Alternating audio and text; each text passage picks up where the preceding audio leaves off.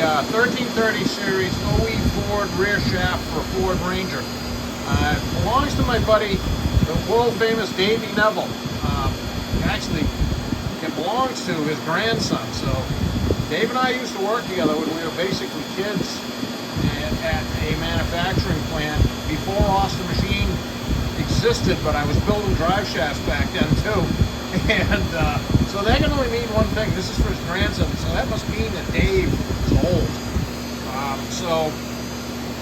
They needed to have 59.5-inch flange to flange operating length, and to get that down to that dimension, it needed to be shortened about 2 3/4. I think there's a V8 swap going on to this Ford Ranger or something like that, but that's why it needed to be changed.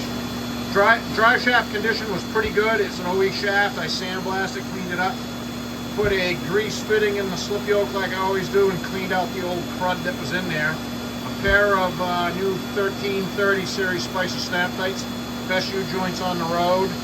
And yeah, so I shortened the 2 3/4, bobbed off the axle end, and put it back together, and she's tuned up. And I have said on previous videos about I've had a few talks about weight placement and how on used shafts, because they've been stressed being used in the truck, that they got unseen stresses built into them, and you got to commit, and you take the weights on, get it perfect, and you weld the weights on, and then come find out it's changed. And this is one of those, and I ended up taking one of the weights off and changing it around to get it zeroed out like I like it. So we're where we need to be right now. That's 0 at the transfer case. That's just a whisker under 3,000 RPM right there. Just whacked it up a little more. And 0 at the rear axle. So we're going to say that this is a win for the Ford Ranger, and there's a front shaft that's going to follow up with this. I'm going to get this back to these guys so they can at least drive the Ranger around, at least in the yard.